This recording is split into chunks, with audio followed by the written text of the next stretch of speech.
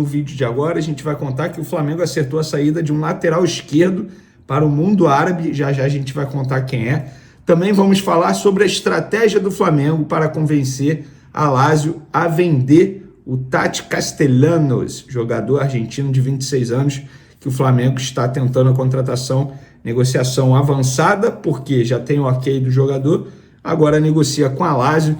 Inclusive, a gente já até contou que já teve reunião de José Boto com o jogador e a gente vai contar qual é a estratégia do Flamengo, por que o Flamengo acredita que vai conseguir convencer a Lazio a vender o jogador por um valor menor daquele que certa vez a Lazio recebeu uma proposta e acabou recusando, e a gente vai trazer todos os detalhes. E tem também um papo reto para a torcida do Flamengo.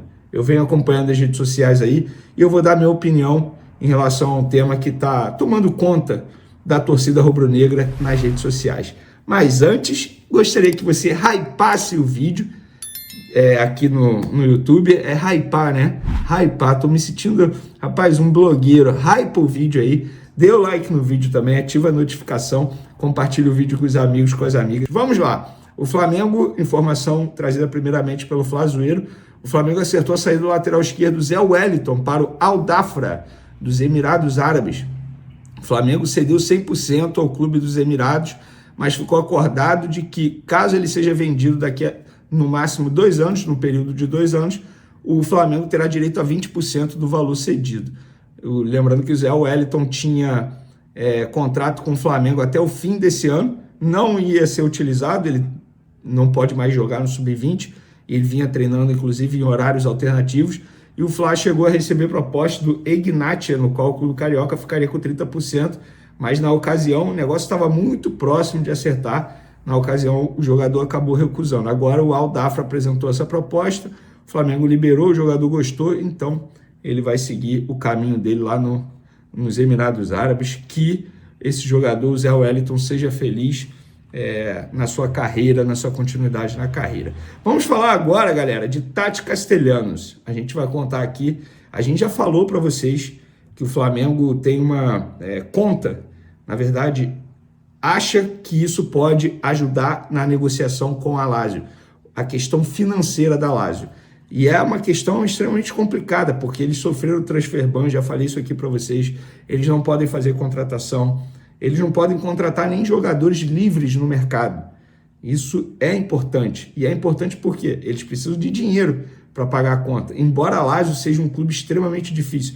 Quando eu publiquei essa informação, vários representantes, empresários que trabalham na Europa me procuraram. Eu falo vários, mas cerca de 3. Vamos botar aí, 3 representantes me procuraram e falaram: cara, negociar com a Lazio não é fácil não. É um clube extremamente difícil de lidar. Será que o Flamengo consegue? Eu falei, não sei. A informação é que o Flamengo tenta. Tem negociação avançada, tem o ok do jogador. Se vai conseguir o ok da Lazio, a gente não sabe. Só o tempo dirá. E o torcedor Alexandre Matos, no Twitter, ele fez um compilado de informações sobre a questão financeira da Lazio para vocês entenderem. Achei legal, vou compartilhar com vocês. Lazio está proibida de contratar jogadores. A Lazio segue impedida de registrar novos reforços.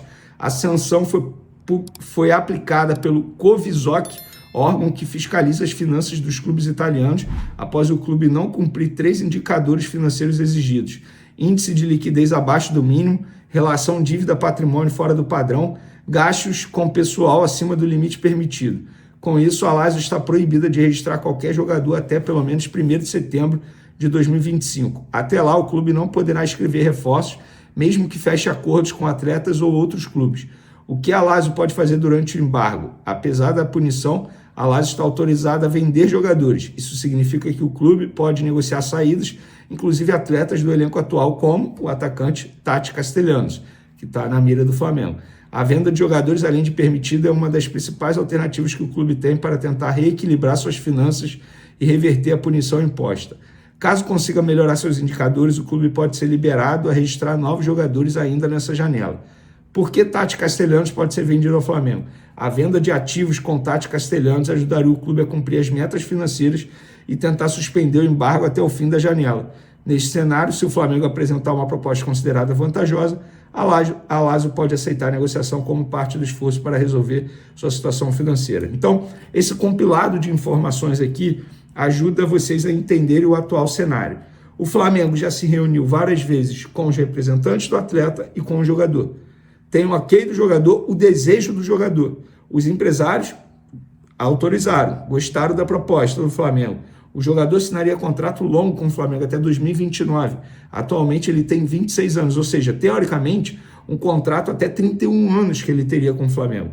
Em um clube que dá muita visibilidade para ele, dá a chance de ele brigar por títulos, dá a chance de ele se destacar não só no futebol sul-americano, mas no futebol mundial, porque o mundo inteiro está de olho no Flamengo.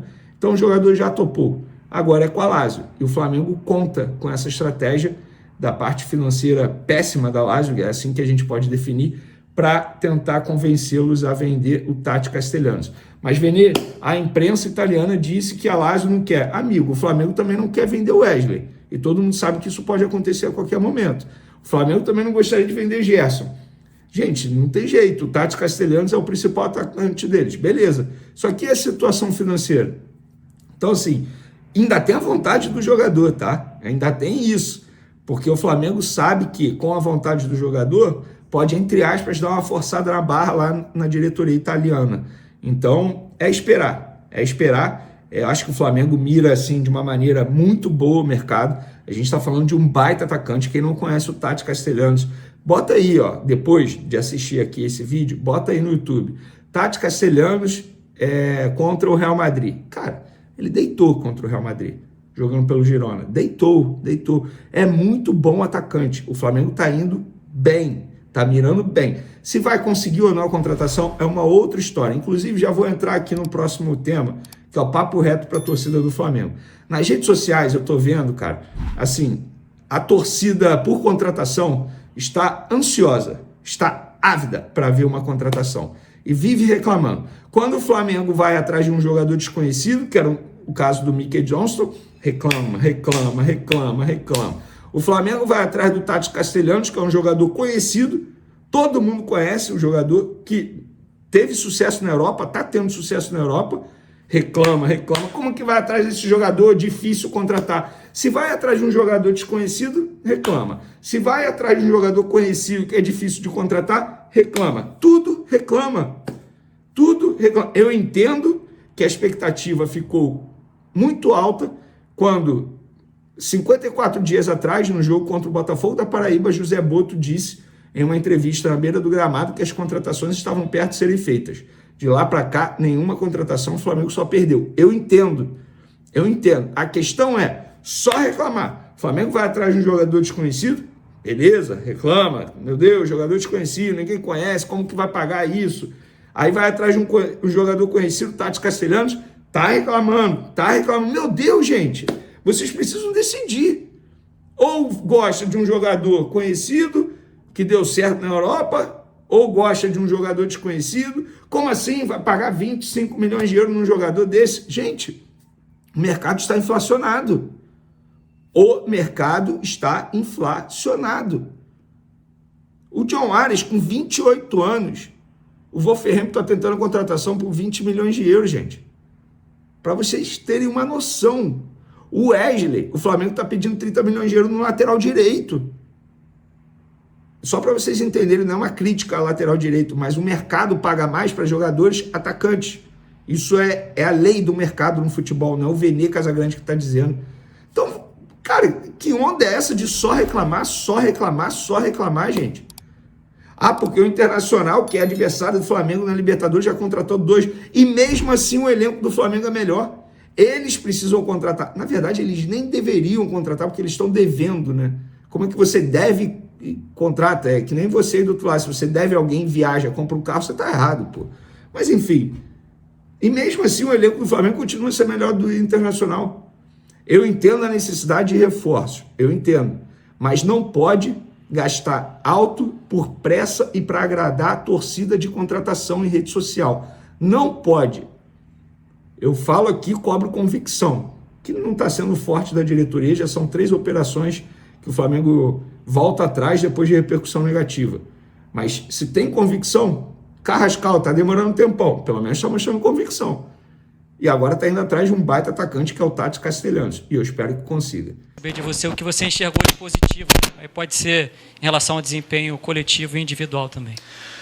Bom, é sempre difícil, né, depois de uma derrota, mas primeiro temos que parabenizar o Santos pela vitória. É um time que fez um grande trabalho dentro do campo, tentou de todas as formas anular as nossas vantagens ofensivas e conseguiu, aproveitou bastante os contra-ataques que tiveram e vencer o jogo, né? Então agora continuar trabalhando. O único caminho é trabalhar, treinar e pensar em vencer o próximo jogo.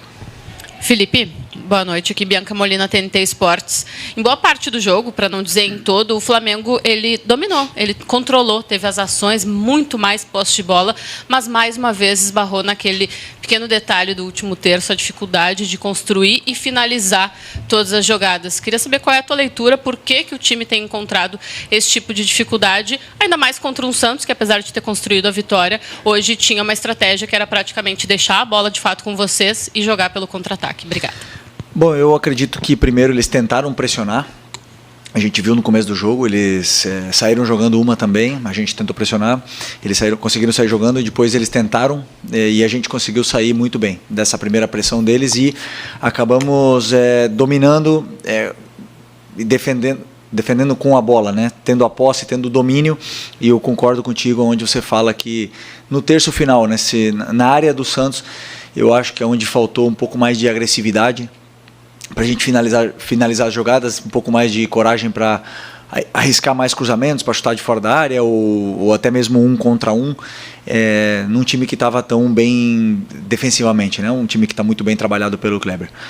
E então eu tentei em algum momento do primeiro tempo já trocar o Luiz e o Bruno, fazer essa mudança, porque o Luiz pelo menos ele ia conseguir cruzar com a perna esquerda. Tentei isso, mas mesmo assim o Santos estava bloqueando bastante nossos movimentos e nossos cruzamentos e as nossas entradas na área, e acabamos que criamos esse volume, mas não conseguimos converter isso em ocasiões, em chances de gol, né? Então agora vamos analisar realmente o que podemos fazer de diferente para poder superar esse tipo de defesa. Felipe aqui, Isabelle Costa do canal Gold. É óbvio que tem um carinho ali por parte de você com o Neymar, até deu para ver muitas movimentações e interações dele com você.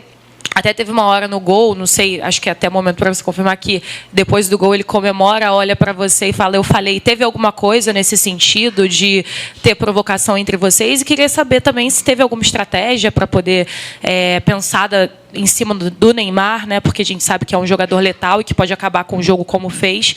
Teve alguma estratégia? E queria que você pudesse falar também sobre essa troca que você teve com ele. Bom, um jogador extraordinário, um grande amigo. Ex-companheiro de seleção, tenho uma amizade muito grande, muito boa com ele, e é um privilégio para o futebol brasileiro que ele esteja jogando aqui novamente, né? Uma pena que hoje ele conseguiu decidir o jogo para o Santos, conseguiu...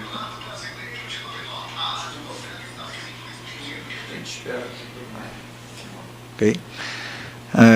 Ele conseguiu decidir o jogo para o Santos, um jogador que é determinante, um jogador que pega a bola e sempre faz alguma coisa, sempre faz uma jogada de perigo, de efeito, ou deixa algum companheiro na cara do gol. E esse tipo de jogador, obviamente, que tentamos ter um cuidado especial. Primeiro, não deixar ele ter tempo, que não deixar ele receber, sempre ter gente em cima. Mas ele, claro, é um jogador tão determinante, ele tira sempre o marcador que vem perto, ele tem uma visão de jogo muito boa e acaba sempre colocando o companheiro dele em vantagem, né? Mas na verdade o Santos criou mais chances, não foi assim, se não foi com nossas perdas da bola, né? Mais em transição, contra-ataques, momentos que a gente estava confortável, que a gente tentava acelerar a jogada, acabava forçando um passe, errando no meio e acabamos sofrendo assim, né? E eu tentei corrigir isso no intervalo, tentei segurar um pouco mais o Varela, sempre, principalmente para tentar segurar essas investidas, que era a única forma que o Santos estava criando perigo na gente, mas infelizmente no erro nosso eles conseguiram fazer o gol. Isso é futebol. Continuar insistindo em que nosso time tem que tentar se proteger bem desses contra-ataques, porque quando a gente tem muito tempo a bola, é a forma que o adversário tem de nos machucar. Boa noite, Felipe. Tudo bem? Sidão Marinho da Litoral News. Hoje você colocou o Wallace no segundo tempo. Queria te perguntar se na estratégia com o Wallace era a minutagem que você já esperava, se daria para dar um pouco mais de tempo para o jogador, e que explicasse também o motivo de não utilizar o Matheus Gonçalves dentro do gramado. É um jogador que tinha um negócio com o Cruzeiro, mesmo disse, vai ficar no Flamengo, disse que vai batalhar para ganhar o espaço dele, mas que obviamente quer jogar. Ele tem treinado bem? Qual o motivo de não ganhar a oportunidade? Obrigado. Bom, primeiro o Wallace é o jogador que tem entrado muito bem, tem correspondido sempre que a gente precisou em inúmeras e diversas posições dentro do campo. Um jogador que tem gol, tem assistências, luta pela equipe, então sempre contamos com ele. Hoje eu pensei em colocar nesse momento porque era o que o jogo estava pedindo. Eu não calculei antes do jogo o tempo que ele ia jogar, senão o que estava pedindo o jogo. E o Matheus era uma opção de banco. No momento que a gente tomou o gol, eu só tinha mais uma troca e optei por colocar o Juninho para ter 2 atacantes dentro da área, porque a gente ia chegar com certeza mais por fora, porque o Santos ia se fechar muito por dentro, né? Então esse foi o pensamento. O Matheus, né, como eu já também falei na outra entrevista, muito nobre da parte dele, de ele querer jogar. Essa semana ele treinou quase toda semana com o Sub-20, é um menino que sempre treinou bem, sempre treina bem. E agora com essa sequência de jogos, com certeza ele vai ter oportunidades para poder demonstrar e falar no campo. Felipe, tudo bem? Boa noite. Gabriel Orfa, canal Paparazzo Rubro Negro. Felipe, não tem como não te perguntar, hoje é o segundo jogo que o Pedro fica de fora, o Pedro não é relacionado. Eu queria saber um pouco de você, como é que foi a semana, o que rolou durante a semana. A gente teve notícias de uma possível reunião entre vocês, interna no grupo. Eu queria saber como foi a semana, o motivo, novamente, da ausência do Pedro, e se agora que o Bruno Henrique está suspenso contra o Fluminense, tomou o 3º amarelo hoje, se você conta com o retorno do Pedro para o fim de semana. Obrigado. Bom, o assunto do Pedro é um assunto já encerrado, um assunto que eu já falei tudo que tinha que falar na coletiva, ele também já se posicionou, é um assunto encerrado. Agora só a única coisa que nos resta é trabalhar os dois e poder ajudar o Flamengo. Felipe, apesar de ser um assunto encerrado, só quero uma questão que não tem nem muito a ver com o Pedro, tem mais a ver com o departamento de futebol. O jogador soltou uma nota, na nota ele se mostra totalmente chateado com o departamento de futebol por aquela conversa vazada de um membro do departamento de futebol oferecendo um jogador num valor muito abaixo até do que a gente costuma pensar em uma venda dele do Flamengo. Na sua coletiva do sábado, você sugeriu a ele que ele procurasse os companheiros e pedisse desculpa pelo comportamento dele no treino. Queria saber se você também sugeriu aos membros do departamento de futebol, ou ao membro do departamento de futebol, ou o chefe do departamento de futebol, que conversasse com o Pedro para tentar resolver essa situação e, quem sabe, até pedir desculpa para o jogador. Obrigado. Bom, sinto muito, eu repito, né, um assunto do meu caso totalmente encerrado. Prefiro não opinar sobre isso é um assunto para o pessoal da diretoria, para você fazer diretamente para eles. Sobre isso, da minha parte técnica, o que eu falei já está totalmente encerrado. Felipe aqui, tudo bem? Eu queria falar um pouquinho sobre essa sequência agora do Campeonato Brasileiro, olhando um pouco para frente. Essa é só a segunda derrota em 13 jogos, enfim, é um campeonato muito longo e sempre em entrevista coletiva os treinadores falam, né, da importância de vencer em casa. Às vezes o empate fora também é bom. Hoje, enfim, acabou sendo uma derrota, mas queria que você falasse um pouco sobre essa sequência, porque agora o Flamengo tem a liderança ameaçada, né? O Cruzeiro joga amanhã, enfim. Queria saber se você fica ali olhando a tabela, fica fazendo conta, tem clássico com o Fluminense, que é o próximo jogo. Você, como treinador, fica observando muito isso, fica se prendendo a isso ou deixa rolar e não olha tanto para a tabela? Não, olhamos os resultados que acontecem. Por exemplo, hoje já tem outros jogos, olhamos os outros resultados e vemos como estamos, mas a única coisa que está ao nosso alcance é fazer a nossa parte, né? Então hoje infelizmente não fizemos a nossa parte. É um daqueles jogos onde o adversário conseguiu vencer na sua casa, um jogo que daqueles, infelizmente, né, achávamos que poderíamos conquistar pontos aqui dentro, mas sempre é muito difícil jogar aqui na Vila, num time tão bem treinado e com um jogador tão determinante como o Neymar. Então esses jogos se entende com que não normal, mas que pode acontecer de você perder algum ponto.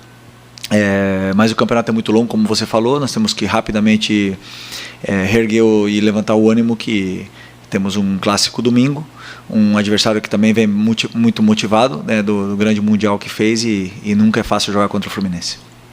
Felipe, boa noite. Guilherme Lesnock do Lance. Eu queria que você falasse um pouquinho mais sobre o Neymar. Ele fazia tempo que ele não jogava mais de 80 minutos. Hoje ele jogou quase o tempo inteiro. Você, como você conhece ele de antes, queria que você falasse um pouquinho. Esse o Neymar de hoje pode ser um Neymar na seleção brasileira? Você acredita que as partidas que o Neymar fez, como hoje, pode levar novamente para a seleção brasileira? Uma pergunta mais pessoal, pelo você conhecer ele. Todo mundo sabe a qualidade que o Neymar tem, o importante que ele é para o nosso futebol.